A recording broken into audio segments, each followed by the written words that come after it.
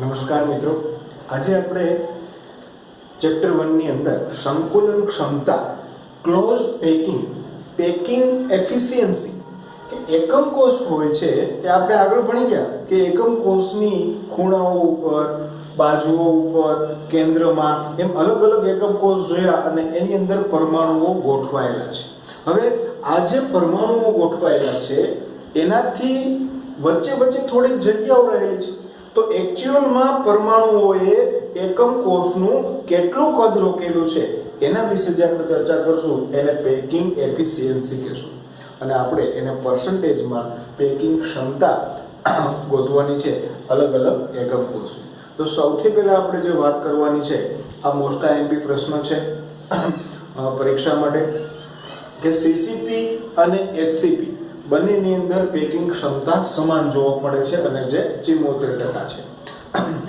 આપણે સીસીપી રચનાની પેકિંગ ક્ષમતા ગોતશું. આ એક કોષ આપેલો છે એકમ કોષ, એ સીસીપી રચના છે કે જેની અંદર એક આ જે કોર્નર ઉપર એક પરમાણુ છે, એક અહીંયા બાજુમાં છે અને એક છે આ કોર્નર ઉપર પરમાણુ જે અહીંયા બતાવેલા છે મેં એ. ઓકે, તો આની અંદર આ ગોળાઓ વડે એક્ચ્યુઅલમાં કેટલું કદ રોકેલું છે એ આપણે મેળવવાનું છે. તો સૌથી પહેલા આકૃતિ વ્યવસ્થિત દોરવાની. એની અંદર A B C D E F G અને H નામ આપેલું છે. આ એક પરમાણુ જે ગોળા સ્વરૂપે છે, એક અહીંયા અને એક અહીંયા, આ ત્રણ પરમાણુ બતાવેલા છે. આ જે ધાર છે એની લંબાઈ આપણે a લેશું. અહીંયા એક ત્રિકોણ લઈએ ADC, તો આ જે ત્રિકોણ લીધો છે અથવા તો ABC એનો AC છે એ વિકર્ણ થશે અને જેનું મૂલ્ય B આપ્યું છે. આપણે B ધારો કે એની લંબાઈ છે એને B કહી દીધી છે કે આકૃતિમાં ધારો કે એકમ કોષની ધારની લંબાઈને આપણે A કહી દઈએ. ત્રિકોણ A B અને C ની અંદર આ B ખૂણો છે એ કાટખૂણો છે, એટલે પાયથાગોરસના નિયમ મુજબ કાટખૂણો બનાવતી બે બાજુઓના વર્ગનો સરવાળો બરાબર કર્ણના વર્ગ, એટલે કે AC નો વર્ગ બરાબર AB નો વર્ગ વત્તા BC નો વર્ગ.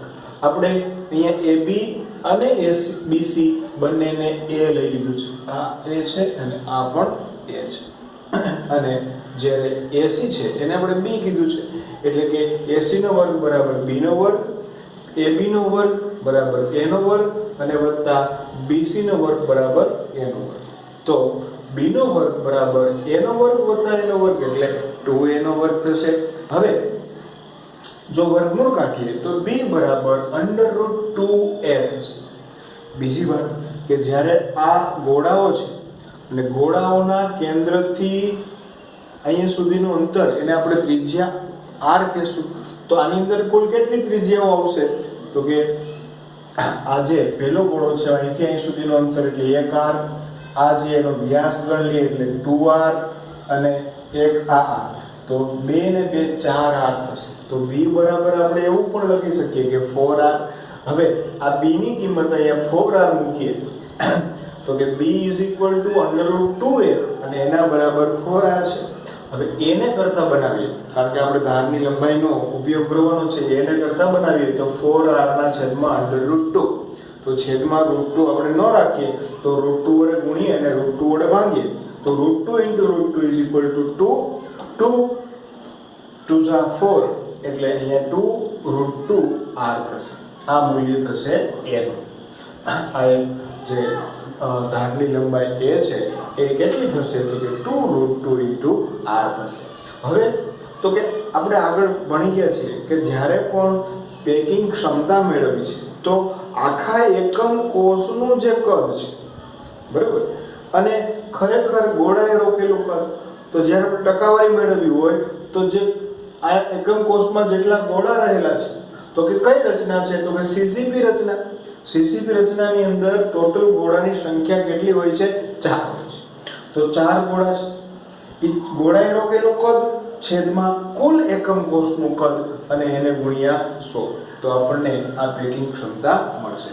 યાદ રાખજો કે HCP હેક્સાગોનલ ક્લોઝ પેકિંગ હોય અથવા તો સીસીપી. આપણે અત્યારે ભણીએ છીએ સીસીપી ની વાત કરીએ છીએ. તો સીસીપી ની અંદર 4 જે કુલ ગોળાઓ રહેલા છે, પરમાણુ રહેલા છે, તો 4 ગોળાનું કદ છેદમાં કુલ એકમ કોષનું કદ એને ગુણ્યા 100. તો 4 ગુણ્યા ગોળાનું જે આપણે આગળ ભણી ગયા ઘનફળ એટલે શું થાય તો કે 4/3 પાઈ r ઘન, અને એકમ કોષનું કદ એટલે a ઘન. તો a બરાબર આપણે શું લીધું કે 2√2 r અને આખાઈનો ઘન. આનું સાદું રૂપ આપીએ એટલે આપણને 74% પેકિંગ ક્ષમતા મળે છે. જે કોના માટે છે તો કે સીસીપી અને એચસીપી બંનેની અંદર મેક્સિમમ પેકિંગ ક્ષમતા મળે છે. કેટલી? 74%. ઘણી વખત એવું પૂછે કે રિક્ત સ્થાન કેટલું, ખાલી સ્થાન કેટલું, તો 100 માંથી 74 બાદ કરીએ એટલે કે 26% સ્થાન છે એ ખાલી રહે છે. તો આ વાત થઈ સીસીપી ની. બરાબર. એક બાજુ આપણે ત્રિકોણ લેશું, એમાંથી બી મેળવશું, પછી બી બરાબર 4r એ બંનેને સરખાવશું, એ મેળવશું, અને સીસીપી ની અંદર કેટલા ગોળા હોય તો કે 4 ગોળા હોય. પેકિંગ ક્ષમતા બરાબર 4 ગોળાનું કદ છેદમાં એકમ કોષનું કુલ કદ ગુણ્યા 100. કિંમતો મૂકી અને આપણને જે પેકિંગ ક્ષમતા છે એ 74% મળે છે.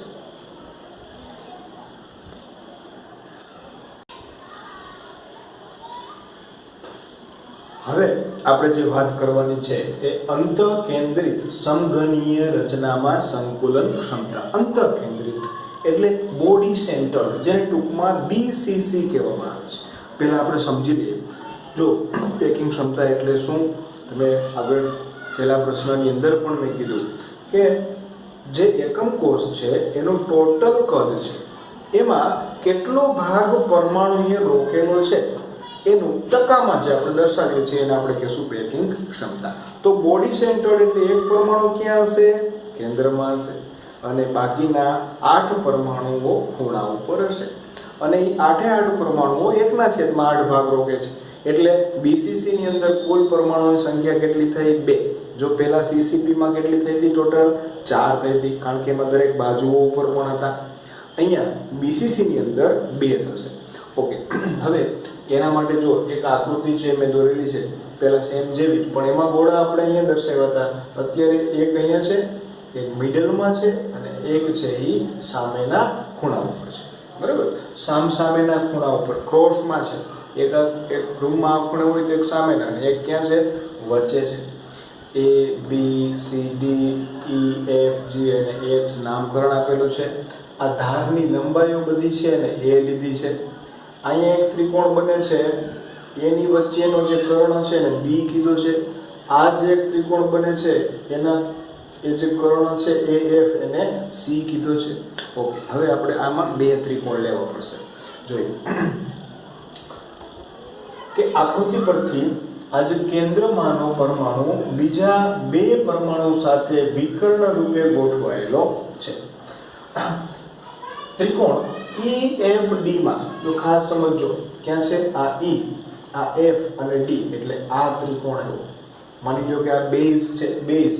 તો બેઝની અંદરનો જે આ ત્રિકોણ છે એની વાત કરું છું કે EFD ની અંદર ખૂણો E છે એ 90 નો છે. આ અને આ બંને EF અને ED એ બંને A, ધારની લંબાઈ સમાન છે, અને FD છે એ B છે, અને વિકર્ણ. તો કે FD એટલે કે કર્ણનો વર્ગ બરાબર કાટખૂણો બનાવતી બંને બાજુના વર્ગનો સરવાળો EF નો સ્ક્વેર પ્લસ ED નો સ્ક્વેર.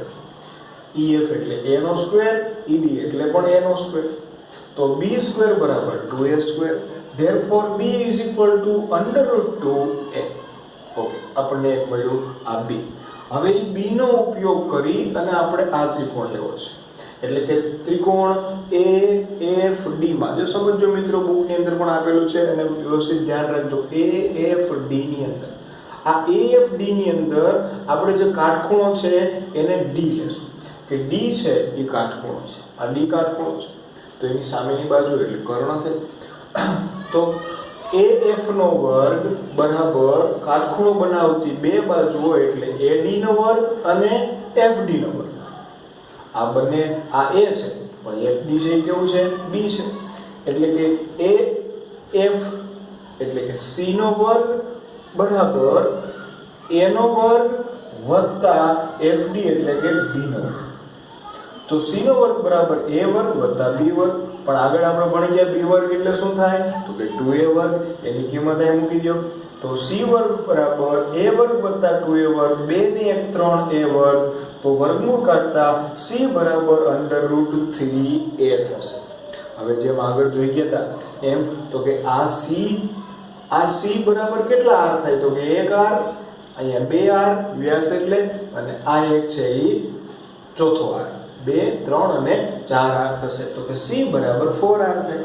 આ જે કિંમત છે એ અહીંયા મૂકીએ તો કે √3a બરાબર 4 r. એને કરતા બનાવો તો a બરાબર 4√3 r. આ BCC ની અંદર ધારની લંબાઈ મેળવવા માટેનું સૂત્ર છે. ઘણી વખત પરીક્ષામાં એવું પણ પૂછાય કે એક એકમ કોષ અંતઃકેન્દ્રિત છે અથવા તો BCC છે, એની ત્રિજ્યા આટલી છે, તેની ધારની લંબાઈ કેટલી હશે તો આના ઉપરથી મેળવી શકાય. અથવા તો ધારની લંબાઈ આપેલી હોય અને ત્રિજ્યા મેળવવાની કહે તો r બરાબર √3/4a આવા MCQ પૂછાય છે. ઓકે, હવે આપણે a નું કામ છે, બરોબર. તો એને આપણે મૂકશું પેકિંગ ક્ષમતાના સૂત્રમાં. ઓકે, BCC રચનામાં કુલ પરમાણુની સંખ્યા કેટલી થશે 2, એક મધ્યમાં અને 8 ખૂણાઓ પરનો એક. ઓકે, તો પેકિંગ ક્ષમતા 2 ગોળાનું કુલ કદ છેદમાં એકમ કોષનું કુલ કદ ગુણ્યા 100. તો 2 ગુણ્યા 4/3 પાય r ઘન ગુણ્યા 100 છેદમાં એકમ કોષનું કુલ કદ એટલે કે a ઘન. તો a બરાબર કેટલા છે 4/3 r આખાઈનો ઘન. જોજો મિત્રો, હવે અંશનો છેદ છે છેદમાં જશે અને છેદનો છેદ છે એ અંશમાં જશે. √3 નો જ્યારે ઘન કરવામાં આવે તો √3 * √3 એટલે 3 અને હજી એક √3 વધશે એટલે બનશે 3√3 અને ક્યાં આવી ગયા અંશમાં. r ઘન કેન્સલ થઈ જાય. પછી અહીંયા 4 નો ઘન એટલે 64, એને આપણે r વડે ભાગી નાખ્યા. બાકીનાનું જે સાદુરૂપ આપો એટલે પેકિંગ ક્ષમતા BCC ની અંદર મળશે કેટલી 68%. યાદ રાખજો. પછી એમ પૂછે ક્યારેક કે BCC સ્ફટિકની અંદર ખાલી અવકાશ કેટલો રહે છે તો આટલો ભરેલો છે તો 32% છે એ ખાલી રહેશે. ઓકે, હવે લાસ્ટ જે છે એ સમઘનીય લેટીસમાં સંકુલન ક્ષમતા. બરાબર, BCC હજી એક વખત કહી દઉં કે આ બે ત્રિકોણ લેવા, નામ તમે તમારી રીતે ચેન્જ કરીને ફરીથી આ સાબિત કરી શકો. પહેલો જે ત્રિકોણ લેવાનો હતો એ કયો નીચેનો બેઝનો ત્રિકોણ, કારણ કે આપણે B મેળવવો હતો એટલે આપણે EFD લીધો. આ B મળી ગયા પછી આપણે ADF આ ત્રિકોણ લીધો, એની અંદર કાટખૂણો D લીધો અને પછી જો હંમેશા A ની કિંમત મેળવવાની, કારણ કે આપણે છેદમાં કુલ કદ એટલે a ઘન કરવો હોય તો a મળે ત્યારે જ a ઘન થાય એટલે a ની કિંમત મેળવી લેવાની. પહેલામાં એવું કર્યું, આમાં એવું કર્યું.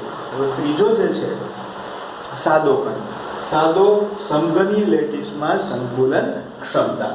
તો કે આ રચનામાં પરમાણુઓ છે એ સમઘનના માત્ર ખૂણાઓ ઉપર ગોઠવાયેલા છે, માત્ર ખૂણાઓ ઉપર જ ગોઠવાયેલા છે, બીજે ક્યાંય પરમાણુ નથી. તો 8 ખૂણા ઉપર 1/8 ભાગ એટલે ટોટલ કેટલો થશે 1 પરમાણુ. ઓકે, ધારની મારફતે અડકીને ગોઠવાયેલા છે. આ બે એવી રીતે ગોઠવાયેલા છે કે બંને એકબીજાને ટચ થાય છે. એટલે કે આખી એક ધાર છે એના બરાબર કેટલા r થશે 2r. એક ગોળાની ત્રિજ્યા અને બીજા ગોળાની ત્રિજ્યા એટલે a બરાબર થશે 2r થશે. સાદો સમઘનમાં એક જ પરમાણુ હોય છે અને પેકિંગ ક્ષમતા એટલે કે એક ગોળાનું કદ ના છેદમાં એકમ કોષનું કદ એટલે કે a ઘન એને ગુણ્યા 100 એટલે 1 ગુણ્યા 4/3 પાય r ઘન ના છેદમાં 2r નો ઘન એને ગુણ્યા 100. હવે આપણે r ઘન કેન્સલ કરશું. 4 ગુણ્યા 3.14 3 છેદમાં જે અંશમાં નો છેદ હતો એ છેદમાં ગયો અને 2 નો ઘન એટલે 8. આનું સાદુરૂપ આપતા આપણને 52.36 એને સન્નિકટન કરો તો 52.4% એ પરમાણુ ક્ષમતા એની પેકિંગ ક્ષમતા બને છે. તો આ હતું સાદા ઘનમાં, એકદમ સિમ્પલ છે. આની અંદર માત્ર એ મેળવવા માટે ખાલી 2r જ છે, બાકી આગળના બંનેની અંદર એ મેળવવા માટે આપણે પાયથાગોરસનો ઉપયોગ કરવો પડ્યો હતો. ઓકે, પરીક્ષા માટે બહુ મહત્વનો મુદ્દો છે, કંઈક ને કંઈક આની અંદરથી પૂછાય છે, તો વ્યવસ્થિત લખી અને તૈયારી કરજો. Thank you.